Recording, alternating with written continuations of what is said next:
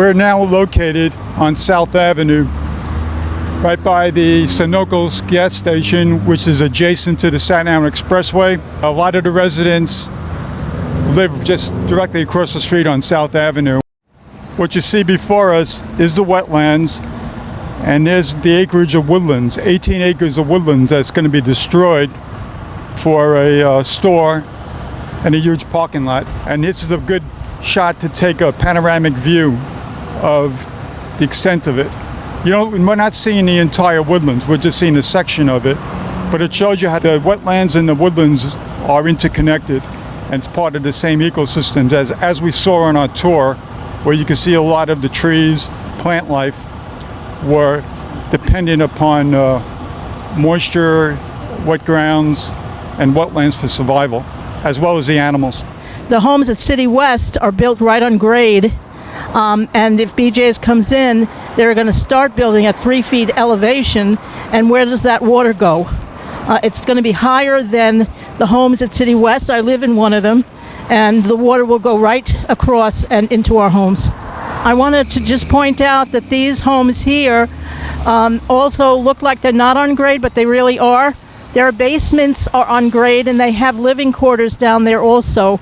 There is a berm that comes up around the foundation wall that looks like it's above grade, but it's really not.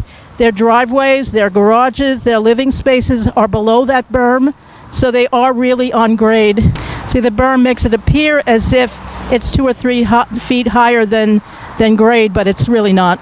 These are homes from Regal Walk. The homes from City West, which are over here, you can see that they're on grade. It's more obvious because we don't have a berm around our homes. So they're almost handicap accessible. You could roll right into the living space. So we are very vulnerable. You can see how close these homes are to the wetland too. It's just across the street.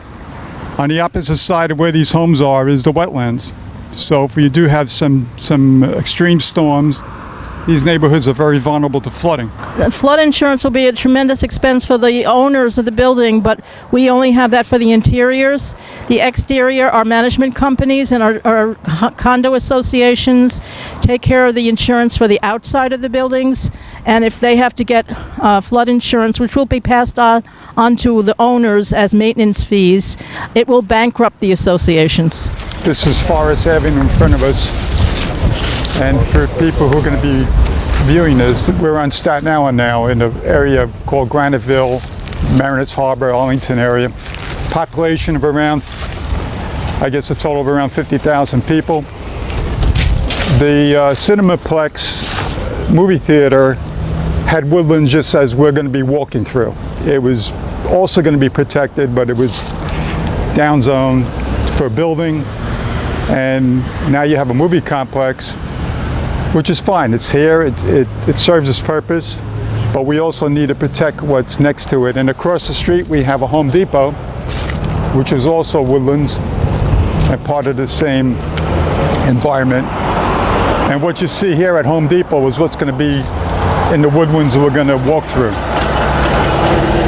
There'll be a huge BJ store with a parking lot, and what we have here will be gone. What you see in the distance, it's probably about 1.5 miles away. It's a chemical plant in New Jersey, and it's heavily concentrated with a lot of industry.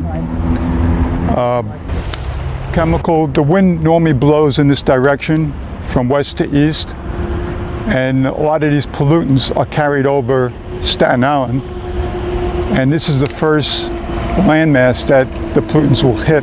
And there's a population here, as I said earlier, of around 50,000 in these 3 communities.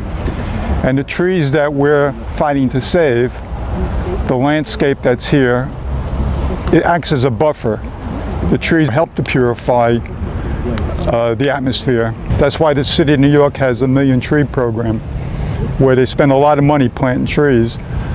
And right here we have a ready-made park, a ready-made preserve with thousands of trees, and the priority should be to look at this, reevaluate this site, and to make a proper judgment, not an unbiased judgment, but a fair judgment whether this land should be saved.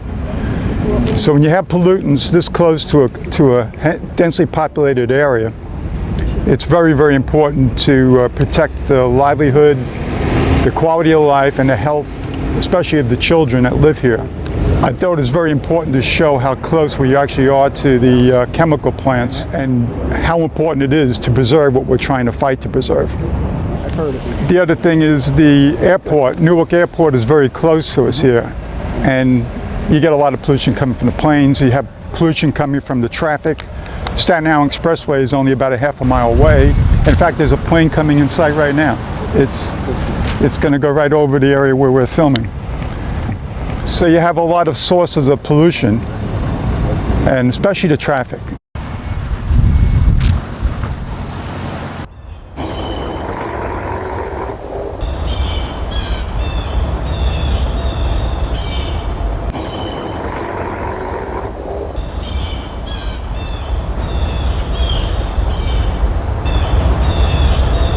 There's all kinds of wildlife: raccoons, possums, deer, hawks, different types of migratory birds.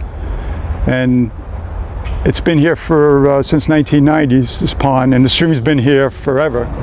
You'll see the track of deer right where my finger is.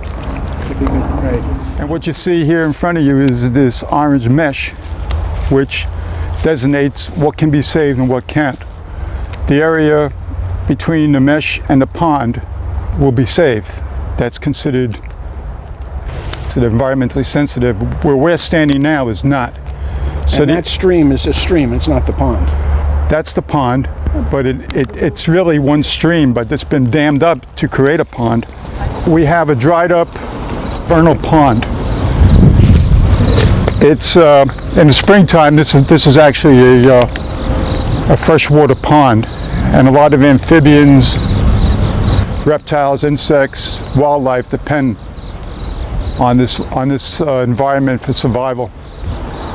The water table is very high here because these woodlands are not a normal inland woodlands. These are adjacent to the wetlands.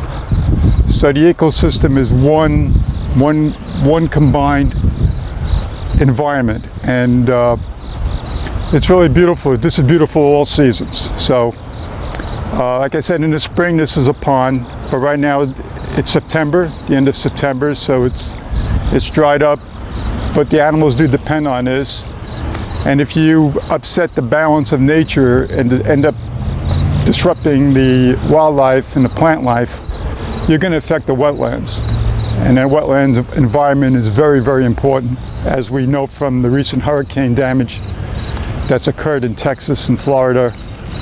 In Houston, a lot of wetlands were filled in, housing, and flooding was a major issue. There might have been some farming here at one time. And going back in the colonial times, large areas of Staten Island was farms. So when the farms were abandoned, a lot of the trees reestablished themselves, and now you have an environment that's kind of looks like probably what it did back around 1600. You can see the debris that's been dumped. But if this becomes a nature preserve, all this will be cleaned up, and you can see in front of me the tree line and then the wetlands. On the forest floor, you can see fern, and we'll see a lot of fern as we walk. Fern is usually in a moist area, typical of swamp forests, and you have a lot of fern in this area. And as you can see, a lot of trees had fallen because the ground is so moist. I just feel that the environmental studies, although they were conducted very well back in the 90s, a lot of the information was ignored during the court battle, and the emphasis was on overdevelopment rather than preservation. Here's an interesting, it looks like could be a woodchuck or some animal buried in here, kicked up the sand. So you can see the abandoned parts of cars that were dumped here illegally. But again, this will, if we do get a nature preserve here, this will be all cleaned up removed. A lot of the leaves are starting to come down to the forest floor. And probably another month from now, this place will be just full of different colors from all the different leaves. And it's a shame. This is all going to be gone. And like I said earlier, this is the last unprotected, probably the second unprotected piece of property, woodlands on the North Shore. And these little markers in the trees, numbered, they were placed here years ago when they were doing studies on preserving this land. This is part of the studies that was done to make this into a preserve, into a protected area. And most of the trees are tagged. But despite the study, these trees got to be very old. yeah, they are. A lot of them are old. Despite the study and tagging these trees, this is going to be destroyed. Who did that? Who tagged them? Probably back years ago, the DEC came in here, or one of the environmental state organizations, and probably did studies on them. Because originally originally this entire land was going to be preserved. This was never going to be destroyed until 2012. This area would make great for a campground, or Boy Scouts could come in here, school children, and people of all ages. They were mapping the streets out back in the 1920s, and they were putting fire hydrants in. But what happened is the Depression ended it. So they were in the process of building a road, and then they were going to build houses here. But the Depression ended it. It did that throughout Staten Island. On the city maps, they have street marks, and that's what the builder's trying to get it demapped so they can build here. And like I said, during the Depression, the projects that were going to be built here all came to an end, and this land became more natural. And what's important to point out here is that a lot of the people that live in this neighborhood, I would say probably 95% of them, maybe more, don't even know what's in here. They've never been in these woodlands because it is private property. And all they see is a bunch of trees from the road. So we're over on the Forest Avenue side of the woodlands, and yet you can still see the ferns, which means this is moist land under us. Rich soil. Rich soil. There's a couple of birch trees, of course surrounded by abandoned cars. But where we're standing is all going to be either a parking lot or a store.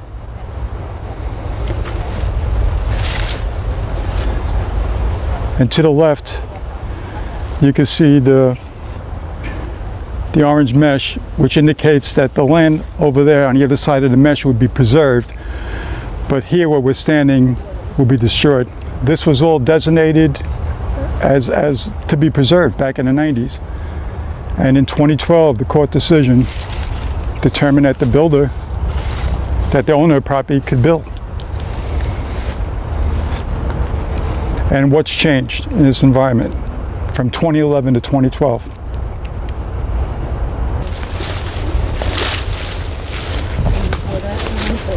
So we're gonna be exiting right behind the movie complex where we entered. And a couple of years ago, before they built this movie complex, this was all woodlands right up to Forest Avenue.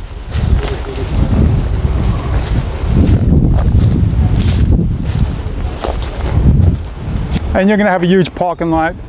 And that's going to be, what you see here is just a mirror image of what's going to occur in these woodlands. Right. Because this kind of container. This is what's over there with Home Depot. Yeah, right. You're going to see another type of Home Depot or another type of Costco, but it's going to be located where these trees are, right in front of us. All these containers. That's what it's going to be. And if society becomes more and more orientated to purchasing things on the internet, You got Amazon. these stores are going to go out of business, and now you're going to be left with a huge dinosaur.